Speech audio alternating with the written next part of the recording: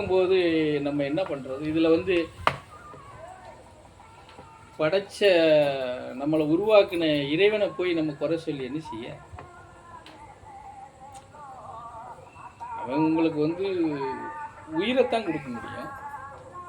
குழந்தையா இருந்தா வளர்றதுக்கு உண்டான தன்மையை தான் அவன் கொடுக்க முடியும். நல்ல முறையா சீர்திருத்தத்தோட தனி மனித ஒழுக்கத்தோட இந்த பூமியில நீ நடமாடுங்கிற தன்மையை தான் அவன் கொடுக்க முடியும். நீ அதையெல்லாம் மாற்றி நீ ஒரு லைன் எடுத்துட்டு நீ போகும்போது அவன் என்ன பண்ணுவான் பாவம்?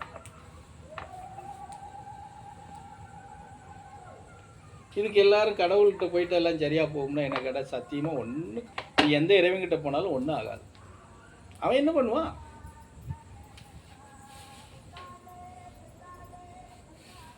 ஒன்றும் இல்லை. இப்போ இந்த வச்சுக்கிருவோமே, இப்போ ஒரு 2 வருஷத்தை விட்டுருங்களேன், 4 வருஷமாக இந்த பரதேசி பாட்டாக பாடுறேன். நல்வொழுக்கத்துக்கு வாங்க, சீர்திருத்தத்துக்கு வாங்க, நம்ம முன்னோர்கள் நல்லா செஞ்சுட்டு போன நல்ல காரியங்கள் நிறைய நமக்கு வச்சுட்டு போயிருக்காங்க. அதை கலையை எடுத்துட்டு நம்ம வந்து நல்ல ஒரு குறைஞ்ச பெரிய கோடீஸ்வரனை வாழலைன்னா கூட ஒரு சங்கட்டம் இல்லாத வாழ்க்கைக்கு போகலாம் அப்படின்னு நம்ம பாட்டாக தான் பாடுறோம். நீங்கள் என்ன ஏற்றுக்கிட்டு பயணமாக பண்ணுறீங்க?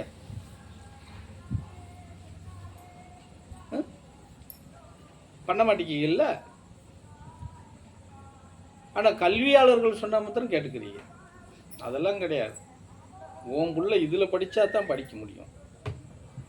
இதுலாம் படித்தா படிப்பு வராது. இப்போ நீ சொன்னீங்க அது என்ன பேர்? சிபிஎஸ்சியில் படித்தா தான் எழுத முடியும், பேப்பர் எடுத்து படிக்க முடியும், இல்லைன்னா படிக்க முடியாதா?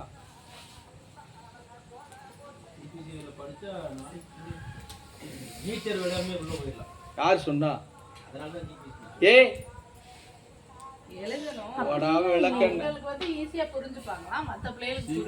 நீ என்னதான் புரிஞ்சுக்கிட்டு எழுதினாலும் சரி, அங்கேயும் நீ கப்பம் கட்டினா தான் நீ பாஸ்.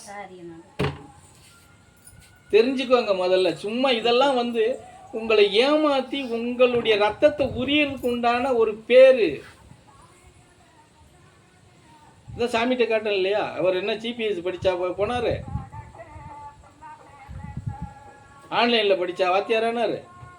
சினிமா தியேட்டர் காணாம போன மாதிரி இன்னும் கொஞ்ச நாளையில பள்ளிக்கூடங்கள் காணாம போயிடும் சாமி. கவர்மெண்ட் பள்ளிக்கூடம் காணாம போயிடும்.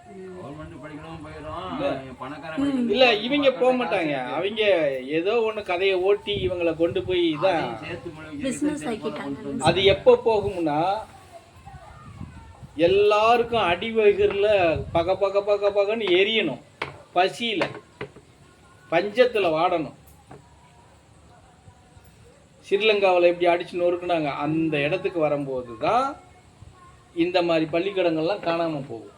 மக்கள்கிட்ட தான் இருக்கு சாமி. அதெல்லாம் இவங்க அதுதான் கௌரவம் நினைக்கிறாங்க. நம்ம மக்களும் யார் அந்த பள்ளிக்கூடத்துல என் பிள்ளைய படிச்சாதான் இல்ல தாய், நீங்க இல்ல கௌரவம்னு அவன் நினைக்கிறான், இவங்க நினைக்க வைக்கிறாங்க.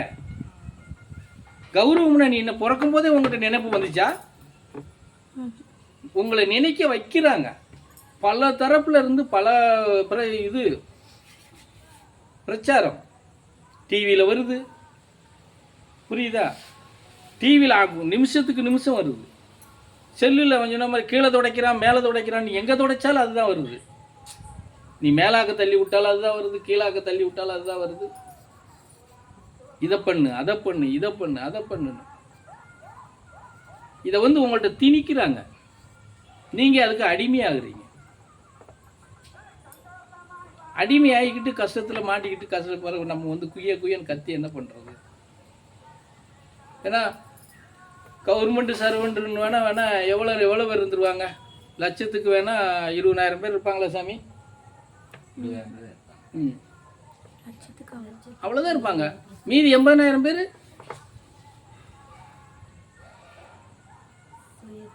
எங்கே போய் தள்ளுறது? அவங்க வேணா ஏதோ மாதம் சம்பளம் வாங்குறாங்க, ஏதோ ஒன்று பண்ணுறாங்க. அவங்க தான் இன்னும் அதிகமான கடனில் சிக்கிறாங்க. அவங்கள தான் இவங்க இன்னும் அதிகமாக வலை போட்டு தேடி பிடிக்கிறாங்க. ஏன்னா இஎம்ஐ வந்து இவங்கள்ட்ட தான் ஈஸியாக வசூல் பண்ண முடியும். மாதம் சம்பளம் வரும். இப்போ எல்லாம் தான் முன்னாடி தான், இப்போ தான் பேங்க்கில் தானே போகுது. அங்கேருந்து அப்படியே எடுத்துக்கலாம். எப்படி உருவாக்குறான்? இது என்ன இத்தனோண்டு வீட்டில் இருக்கீங்க, நாங்கள் 50 லட்ச ரூபா லோன் தரோம், ஹவுஸ் லோனை கொடுத்து வீடை கட்ட விட்டுற வேண்டியது. 2 பேர் வேலை பார்த்தாலும் இஎம்ஐ கட்டி முடியாது. அவங்க ரிட்டையர்ட் ஆகிறது வரைக்கும் கட்டினா கூட கட்ட முடியாது. ஆமாம், இஎம்ஐ வந்து அவ்வளோ மோசமானது. அதில் இது ஏற்கனவே ஹவுஸ் லோன் போட்டு இஎம்ஐ கட்டி தவிச்சிக்கிட்டு இருப்பாங்க.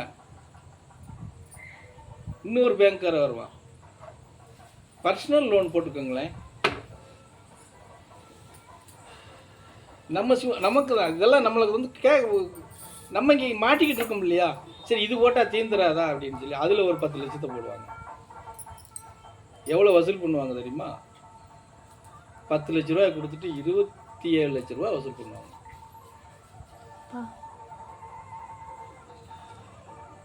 அப்போ நீ என்ன கவர்மெண்ட் வேலை பார்த்ததை என்ன பண்ணிடுவீங்க? இன்னைக்கு லஞ்ச லாவணியம் பெருகினதுக்கு இது கூட ஒரு காரணம். அவன் எவ்வளவு சம்பளம் வாங்கினாலும் பத்த மாட்டேக்கு. இஎம்ஐ கட்ட முடியல, பர்சனல் லோன் கட்ட முடியல, இப்போ வீட்டில் இருக்கிற பிள்ளைகளுக்கு ஸ்கூல் ஃபீஸ் கட்ட முடியல. அப்போ என்ன பண்ணுவான்? வாரவங்கிட்ட இவங்கிட்ட 100 அவங்ககிட்ட 100 அடித்து பிடுங்கத்தான் பார்ப்பான் அவன். புரியுது என்ன சொல்கிறது? எல்லாத்துக்கும் காரணம் இந்த அறிவாளியை பண்ணுறது தான், மேதாவிகள்.